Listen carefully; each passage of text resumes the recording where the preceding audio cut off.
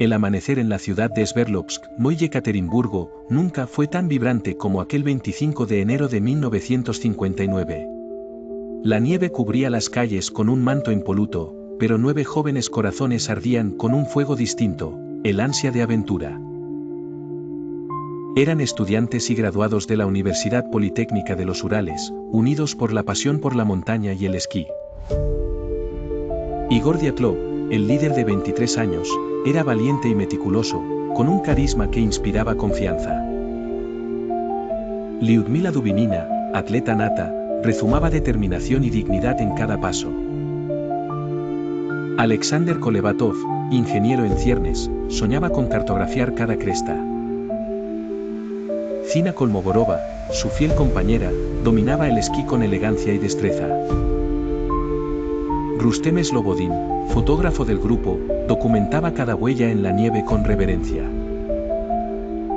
Nikolai Tibeaux-Brignoye, un excéntrico amante de la radio, capturaba estática y ecos del viento. Yuri Dorosenko, el más joven, apenas 20 años, rebosaba entusiasmo e ingenua curiosidad. Yuri Krivonischenko, participante silencioso pero de mirada analítica. Semyon Zolotaryov, el hombre de pocas palabras, su presencia era firme como un roble bajo la nieve. El objetivo, conquistar el pico Otorten, un coloso de 1246 metros que se alza al norte del monte Kolatsiaki, el Monte de los Muertos en dialecto mansí. Recogieron víveres para 2 semanas, pan negro, mantequilla, carne enlatada, té y aguardiente. Empacaron tiendas de campaña, carpas naranjas que rasgarían el gris invernal con un grito de color. Planificaron las rutas, tomaron brújulas y mapas, calcularon cada jornada. En un bar junto al río Iset, un viejo cazador les lanzó una mirada grave: muchachos, el monte de los muertos no perdona. Pero ellos sonrieron. El frío mordía sus mejillas y podían sentir el latir del viento como un tambor de guerra. Creían que la montaña era su aliada, no su verdugo.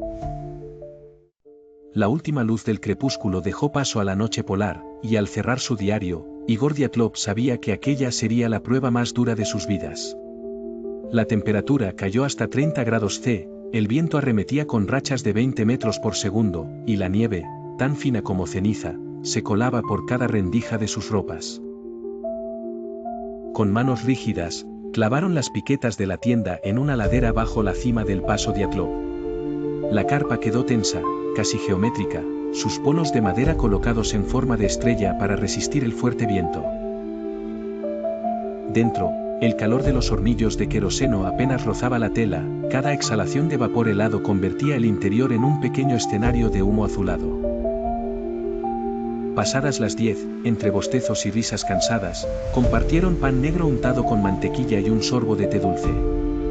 Rustem fotografiaba cada gesto, el rocío congelado en las pestañas de Lyudmila, las manos agrietadas de Kolevatov, el crujir del hielo bajo la bota de Semyon. Por primera vez, todos sintieron un temblor de recelo, un presagio sin nombre. Hacia la medianoche, el silencio se rompió con un murmullo extraño, no era el viento, sino algo más bajo, como un susurro de hojas marchitas. Las linternas balbucearon antes de enrojecerse. Entonces, un golpe seco retumbó en la lona, Danosenko cayó de su colchón, exhalando un grito corto y ronco. Al girarse, vieron una abolladura en la tela, grande, como si alguien hubiera intentado arrancar la entrada. Con el pulso desbocado, Igor encendió una linterna de mano y junto a Alexander apartó la tela.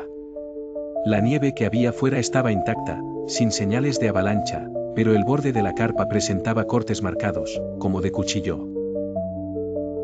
Huellas, diminutas y mezcla de pisadas descalzas, salían en perpendicular, internándose en la oscuridad del bosque. Sin botas, ni esquís, ni mochilas. Un grito agudo, contenido, surgió de la línea de árboles.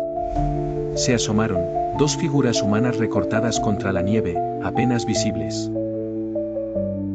Corrían cuesta abajo a ciegas, los brazos en cruz, los pies contra la pendiente, sin ningún ruido más que el crujido de la nieve. Las linternas los perdieron en un torbellino de copos. En el campamento reinó el pánico. Semyon tropezó con el arnés de Cina y cayó de bruces, destrozando uno de los hornillos. Un chisporroteo, luego silencio total. Los 9 se apiñaron, compartiendo el único abrigo grande que quedaba, las voces temblorosas repitiendo, ¿no hay señal de avalancha, que nos asusta? Temblando, decidieron reunirse fuera de la tienda. Abrieron las cremalleras y la nieve entró de golpe, como si el propio monte los engullera.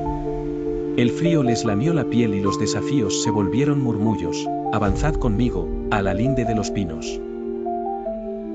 Pero cada pisada dejaba huellas desnudas en un solo pie, sangre helada que teñía la nieve, y coincidían con la lesión que Yuri Dorosenko se había hecho al tropezar con una rama partida.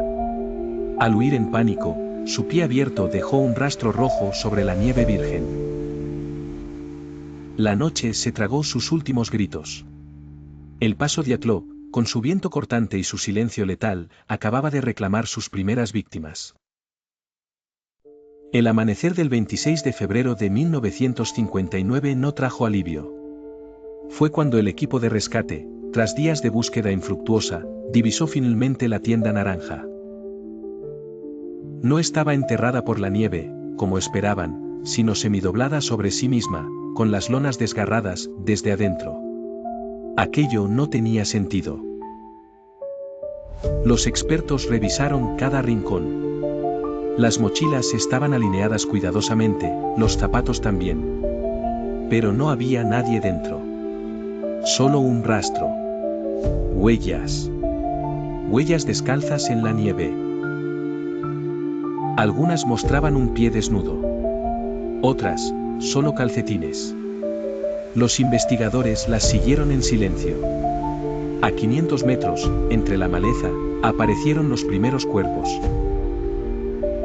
Yuri Krivonischenko y Yuri Dorosenko estaban bajo un gran cedro, uno a cada lado de una fogata ya apagada.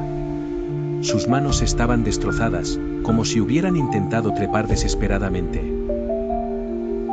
Se les habían roto los nudillos, arrancado la piel. Las ramas del árbol estaban desgarradas a 5 metros de altura. Había restos de carne entre la corteza. Sus cuerpos mostraban quemaduras, pero sin ropa ni zapatos.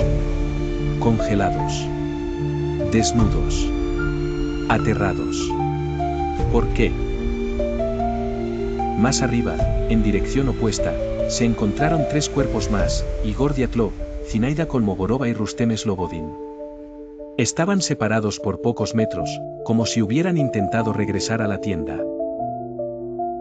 Cada uno caído en diferentes posturas, con los rostros aún tensos, congelados en una expresión de terror inexplicable.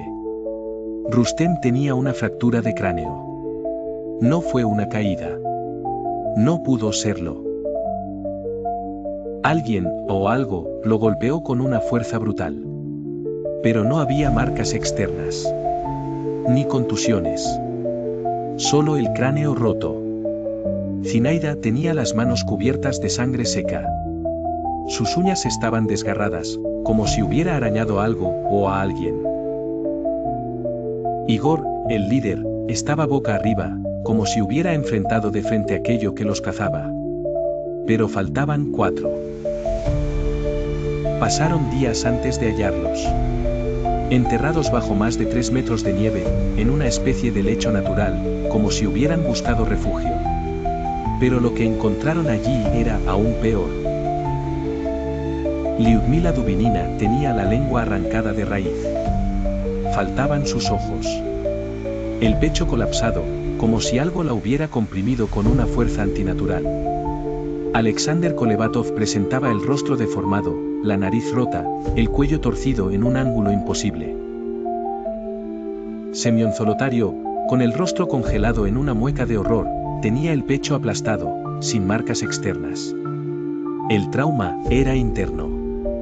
Como si la presión hubiera surgido desde dentro. Su cámara fotográfica estaba colgando aún de su cuello, pero el rollo estaba expuesto. Lo último que había fotografiado era una mancha de luz borrosa en medio del bosque, justo antes de la estampida. Algo había pasado esa noche. Algo que la nieve no podía ocultar. Los rescatistas, curtidos por años de servicio, no podían explicar lo que veían. El ambiente era opresivo. La brújula fallaba. El frío era más intenso que en días anteriores. Y en las noches, algunos juraban oír murmullos, como si el viento hablara en voz baja, llamando uno a uno a los desaparecidos. Marzo de 1959. Los cuerpos estaban en silencio. Las preguntas, más ruidosas que nunca. Los investigadores los encontraron allí, dispuestos en la nieve como piezas de un tablero imposible. Pero lo más aterrador no eran los cadáveres. Era la sensación de que algo aún los observaba desde los árboles. Bajo más de 4 metros de nieve, en una especie de canal natural, yacían los últimos 4 excursionistas. Zinaida, Dubinina, Tibeux Brignolle y Semyon Zolotario. Sus cuerpos no solo estaban congelados, estaban mutilados. Dubinina no tenía lengua. Su pecho estaba hundido como si una fuerza invisible la hubiera aplastado. A Tibeux Brignolle le destrozaron el cráneo. No había sangre. No había lucha. No había explicación. El informe forense intentó, pero no pudo.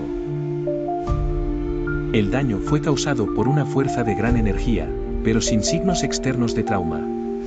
¿Una explosión? ¿Un colapso? ¿Una avalancha?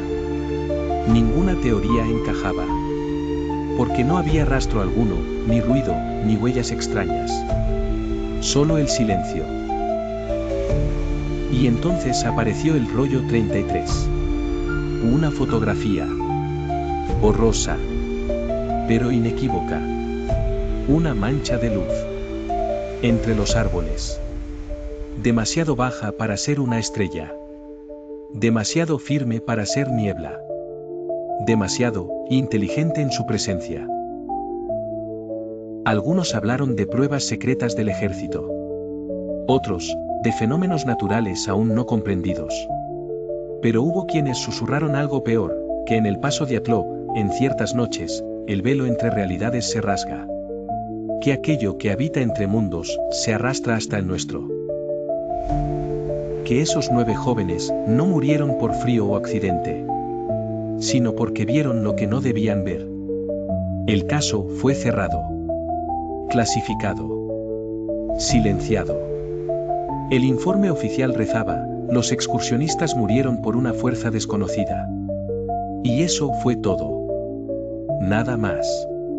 Nada menos.